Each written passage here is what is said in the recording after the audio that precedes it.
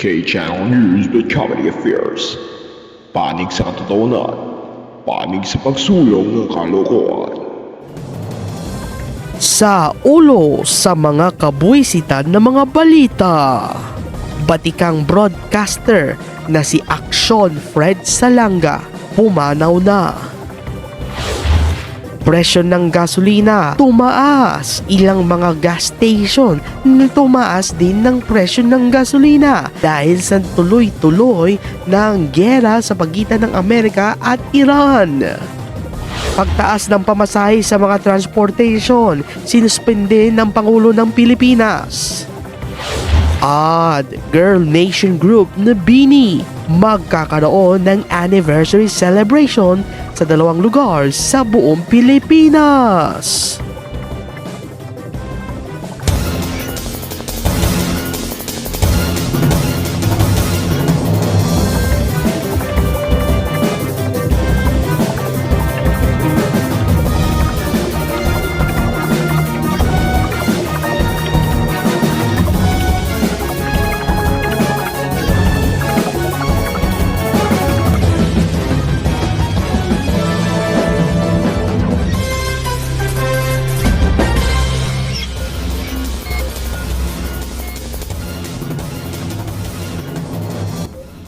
Magandang umaga, magandang tanghali, magandang hapon, magandang gabi mga ka-CA. Ako naman si VT Ethan. Narito ang mga mainit at mga nagbabagang mga kabwisitan ng mga balita na yung araw na yon ng Marso, taong 2026, huling buwan para sa buwan ng Marso.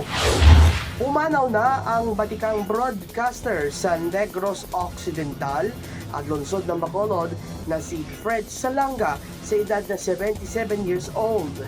Si Action Fred Salanga, isa sa mga batikang broadcaster sa Bacolod City, ang buong probinsya ng Negros Occidental.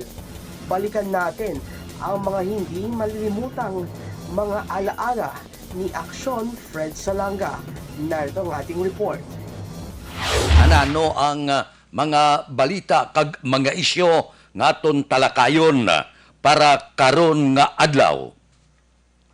Mabudlay kag madugay maulian ang pungsod Pilipinas sa pagbatak sang ekonomiya. Isang matapang na komentarista, respetado na sa lungsod ng Bacolod at Negros Occidental. Yan ang tatak Action Fred Salanga, isa sa mga batikang broadcaster sa Negros Occidental at lungsod ng Bacolod City. Napapakinggan si Action Fred Salanga tuwing umaga sa Action Report First Portion at Action Report Second Portion tuwing umaga. Pagatman, hindi na natin siya mapapakinggan sa radyo. Nitong nakaraang Marso, pumanaw ang batikang broadcaster matapos ang kanyang pakiklaban sa kanyang sakit. Huling napakinggan si Action Fred Salanga nitong Abril taong 2025 at nagpahinga ng matagal-tagal. Marami ang mga broadcaster at ibang istasyon ang nalungkot sa pagpanaw ng isa sa mga icon na batikang broadcaster sa lungsod ng Bacolod at pati na rin ang mayor ng Bacolod City na si Greg Casataya ay ikinalungkot din sa pagpanaw ni Action Fred Salanga. Mula dito sa K-Channel Bacolod at CA Patrol Bacolod, condolence sa family Salanga. Hanggang sa muli, Action Fred Salanga. Samantala, tumaas na ang presyo ng gasolina sa buong Pilipinas. Sa pag-iikot ng CA Patrol Bacolod, may ilan sa mga gas station na dinaanan natin ay mahal na. May ibang gas station ay mura. Narito ang ating tinutukan, exclusive. Inikot ng K-Channel Bacolod ang ilan sa mga gas station dito sa lungsod ng Bacolod City. May iba ay mura ang kanilang benta. Kagaya nito, nasa 85 pesos. Pero yung iba sa mga gas station na napakamahal na ngayon ay mapapamura ka. Ang dahilan ng pagtaas ng presyo ng gasolina dahil sa udyot ng away sa pagitan ng Iran at United States of America. At isa na rito ang hindi makadaan sa Strait of Hormuz ang mga barko na kumukuha ng mga gasolina at mga krudo mula sa ibang lugar. Ang tanong dito, kailan matatapos itong isyu ng away sa gera sa pagitan ng Amerika at Iran?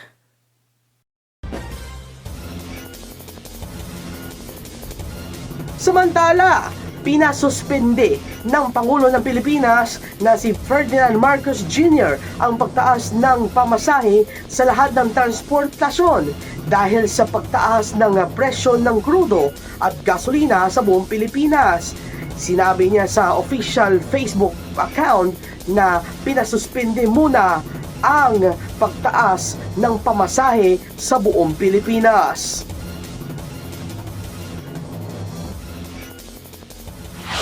Sa aking palagay, dahil nga may problema pa rin tayo dahil sa gera sa Middle East, ay sabi ko siguro hindi ito ang panahon para magtaas ng pamasahe para sa ating mga kababayan. Kaya tinutos ko sa DOTR na suspindihin muna ang fare hike at i-defer muna natin yan, i-postpone muna natin yan dahil nasa gitna ngayon tayo nitong sitwasyon na ito na kailangan patuloy ang ating pag-alalay sa ating mga commuter, sa lahat ng mga ating manggagawa, mga estudyante, lahat ng gumagamit ng ating transport system.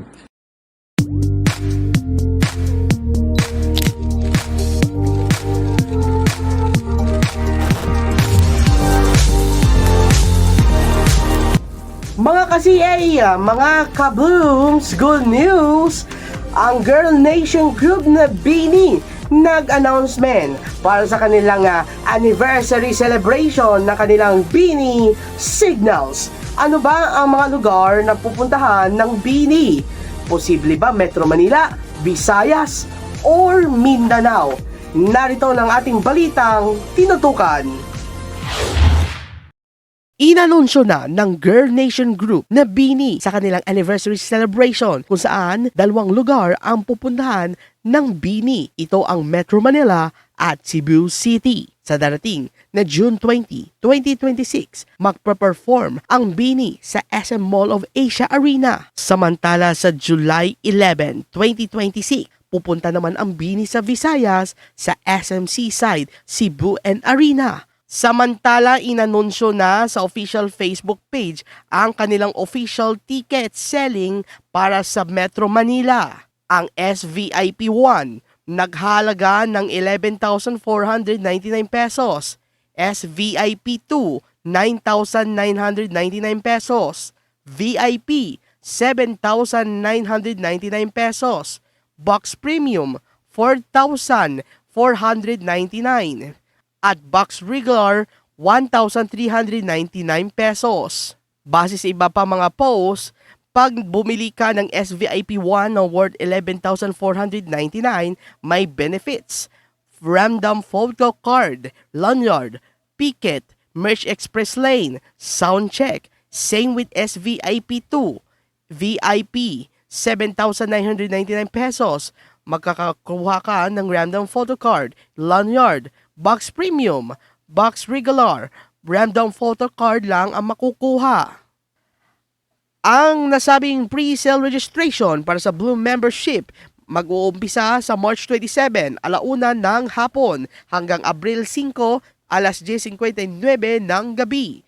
Samantala for Bloom membership pre-sale sa April 15, 11:00 ng tanghali hanggang 11:59 ng gabi. Samantala ang general sale mag-uumpisa ng April 16, 11 a.m. Philippine Standard Time. Ito pa lang ang para sa Metro Manila. Samantala ang sa Cebu City naman wala pang opisyal ng ticket selling para sa kanilang event sa Cebu City sa SMC side.